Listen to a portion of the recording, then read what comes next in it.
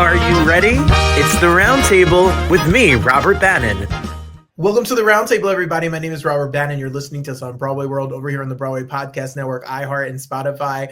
We're really excited. You know, I love the Soho Playhouse. I think it's one of my favorite places to see a show, and I love the work that they do. And we've been so lucky to be able to talk about a lot of the artists who have a show there. And as a queer person out here in this world, I am so obsessed and in love with stories about people who were brave in their authenticity and who they are. So there's a show called Can I Be Frank, which I'm excited for people to see as it runs through September 13th. It might have been directed by Sam Pinkelton, which you might know from Oh Mary, just a little something, just a little something out here in the theater world. And our next guest is here to keep this alive, keep the story alive, written and starring our next guest. They're here to tell us all about it. Morgan Bassichis, maybe. I got nervous. I almost was close. Morgan Bassichis. You got it. You nailed it. I couldn't even let you in. I was ashamed I messed up your last name. We've already been through so much together. This is beautiful. We are, and here we are. And congratulations. Thank you so much, and thank you for having me. Oh my goodness, it's my pleasure. And I want people, while we're talking, to know that they can get tickets to this show, which is called Can I Be Frank, which is running till September 13th at the Soho Playhouse.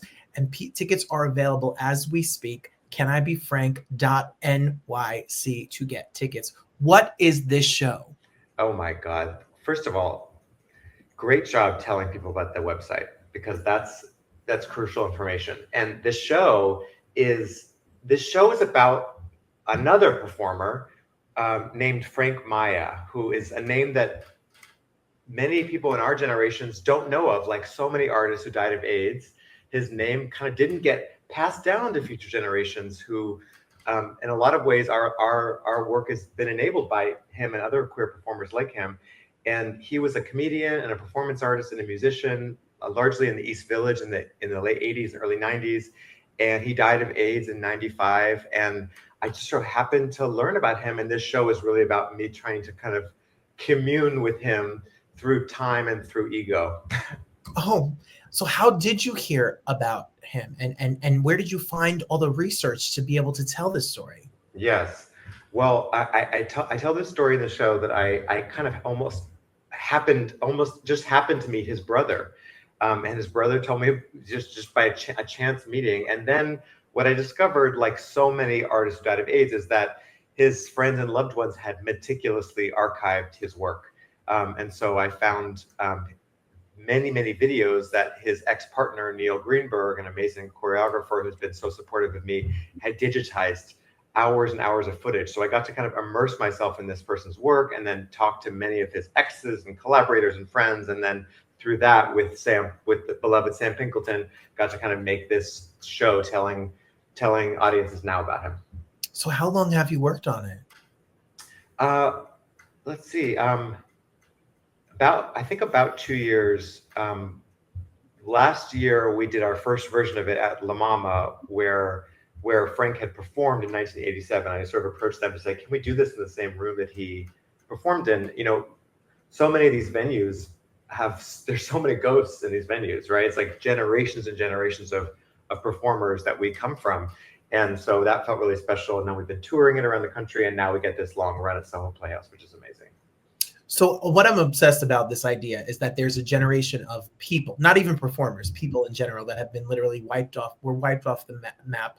I'll talk about a pandemic that was of epic proportions that people did not speak about, didn't believe in. Some of the greats, we lost generations of some of the greatest people, artists, collaborators, thinkers in the world, and they're forgotten. And now, Morgan, you get to keep this story alive and be able to share the story to a generation of people who may never have heard it. What have you heard when you do the show and you meet people who have seen it?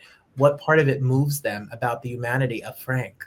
Yes, I mean, I think it's so cool to watch people discover Frank's work, because it feels so like resonant with our own. You're like, oh my God, how do I not know this person? And I think also just like the fact that the AIDS crisis is not over, and that right now AIDS funding and HIV research funding and vaccine funding and prevention is all being slashed in the billions. and scrubbed off of federal websites. So like the AIDS crisis is so not over. And also there's so many other crises. We're looking at the genocide in Gaza, where the government is deciding that a group of people is disposable. And so I think for a lot of people, connecting in with the rage and the desperation in that moment in the AIDS crisis, and also the fierceness and the pleasure and the commitment to joy, is empowering for us as we navigate our own nightmares that we're living through. You know, when I watch I'm very interested, obviously, as a gay person. I am very interested in the stories of the people before us and the brave people who marched the marches and fought the fights for me to live, marry my husband, and be out and proud, and all of the things that we take for granted. And I'm very moved by it. And I'm terrified of the world that we're living in for our trans, non-binary siblings, and also for the community, as you see things like petitions to the court to try to overturn gay marriage, all the stuff that we're living in. But one of the greatest things I find, Morgan, is that we have power in our voice and our art and in joy. I mean, you can take away marriage, you can take the T off of a statue, but you can't take away the community and the camaraderie of people. So for you, have you found a lot of joy in these scary times doing this show? Oh, I just love what you said. Yes, I think that's exactly what this show is about.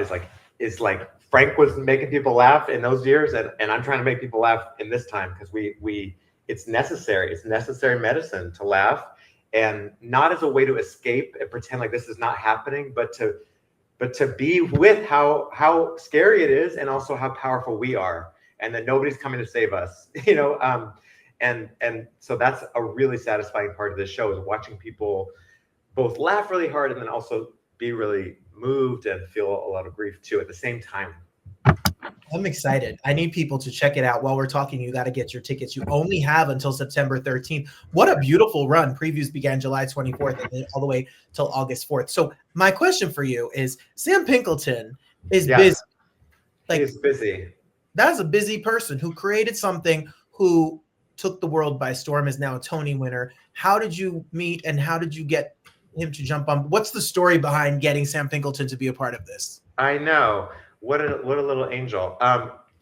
Well, we connected in the early days of the COVID pandemic and lockdown. He sort of had found some of a book that I had made and an exhibit that I had made, and reached out to me, and we started talking a little bit and just some nice kind of.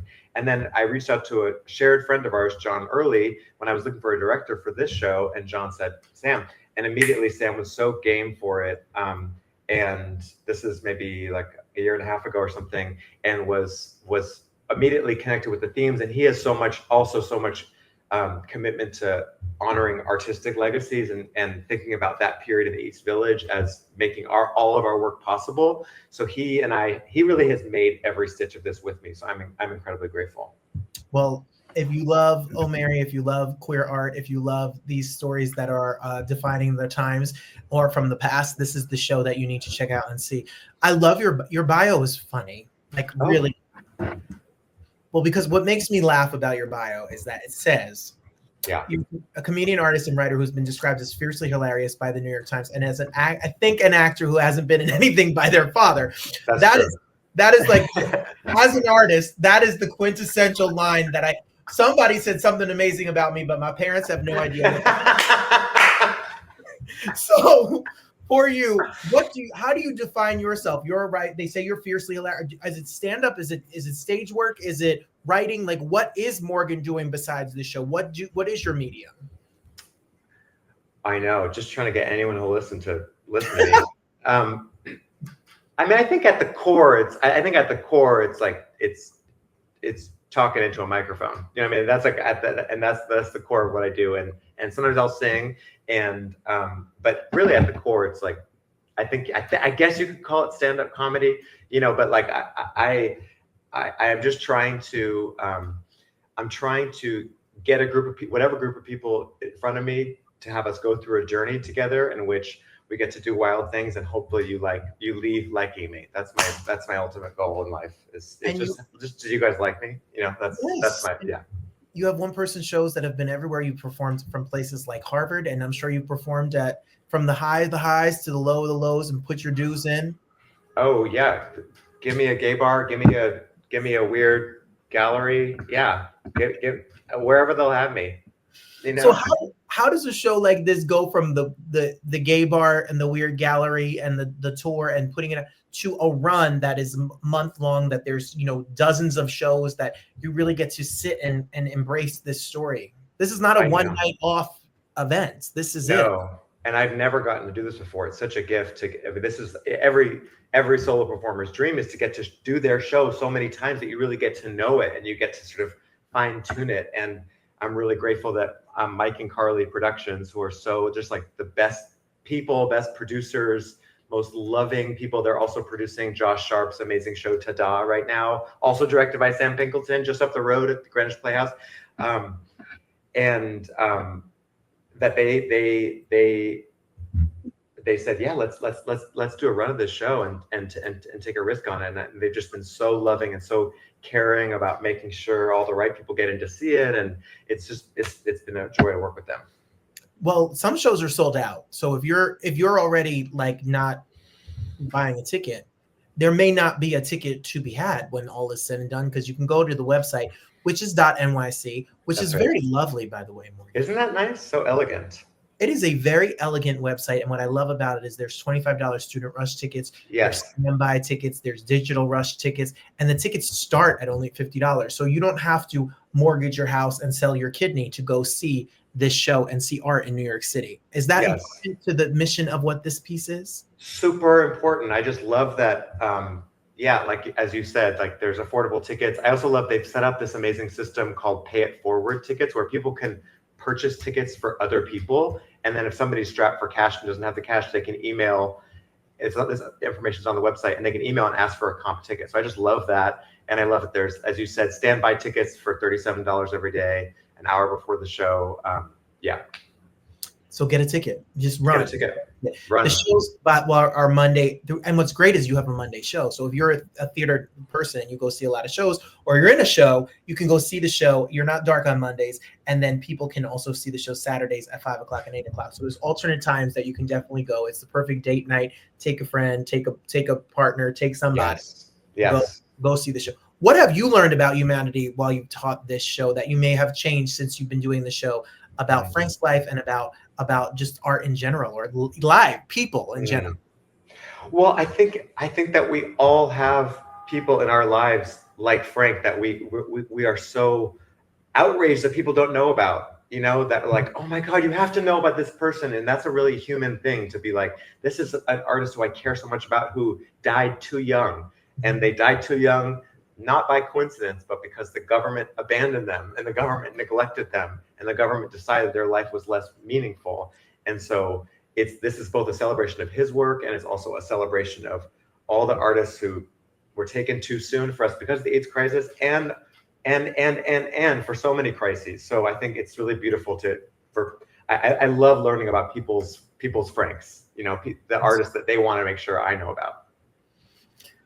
Woo! This is all fun, and you're going to laugh a lot, and it's going to be a joy, and it's going to see this career and all the jokes and everything. But at the end of the day, you know, life is so cyclical. It's like we're living this in a roundabout way again. Exactly. And that's a scary, but like we said, we can join together and we can meet every single night for 70 minutes, and we could have a collective experience and leave feeling hopeful, and that we can continue the fight. So for you, are you working on this and write? Do you always write? How do you write? What's your style? How do I write? Like, how do I develop the material type of thing? Yes. Well, what's great about this show is that some of the show is me performing Frank's material and then commenting on it. But mostly how I develop my material is by walking around and talking to myself. So if you ever see me looking like an absolutely out of my mind, that's how I'm writing, because I can't stand still. So I'll just kind of talk to myself and try to make myself laugh. And then eventually there's some jokes, and then I try it out on the mic. So that's kind of how I rarely sit down and I'm like, you know, doing that. I wish I was one of those people. So you're not at a coffee shop writing jokes on a computer in the corner. I'm at a coffee shop on Grindr, and then I'm walking around thinking about the interaction that I had on Grindr and trying to turn it into a show. The coffee shop on Grindr, the Grindr moment and then the act comes after the walk home from the Grindr moment. Maybe. Yeah, our yes, exactly. The act is debriefing the Grindr encounter. See, this is what the community needs. We need these stories because they're universal for everyone. Oral history, anal history, oral history. Whatever your thing is, or both. Do you upside down? That's really funny. Does nobody say anal history? That's good. Like somebody needs to be saying that. Okay. Now, so you need to write that down. Now, when you see Morgan and he's wandering the streets going, anal history. Don't call the police. Don't call. He's not having a moment. No. His next show. No, go call the governor. Yeah. Go call the governor. Go call. That's a damn good song, by the way. You want to party in France? Yeah.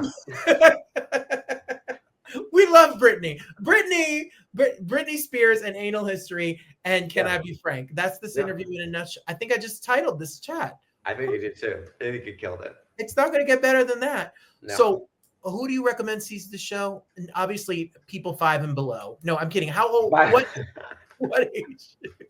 Republicans, MAGA, exclusively MAGA. It's only for MAGA. Yeah. It's for like Tea Party. Does Tea Party still exist? I think so. Anybody who was part of the Tea Party, no, I think it's for. I really think it's been so nice when it's like younger people, older people. I mean, I think a lot of people can find entry points into this show. So bring your polycule, bring your herbalist, bring your Italian tutor, bring your ex-boyfriend's new boyfriend. Okay. Bring them all. Yeah, you got it. My ex-boyfriend. Your ex-boyfriend. Yeah, your ex-in-law. Yeah. Oh, I don't talk to him. But okay. Okay. But let's leave him out. Do I need an herbalist? Is that what we found out? You have to get an herbalist. You have to get an herbalist. To get to the show, you have to have an herbalist, but we provide them on entry. Oh, do you live in Brooklyn? Is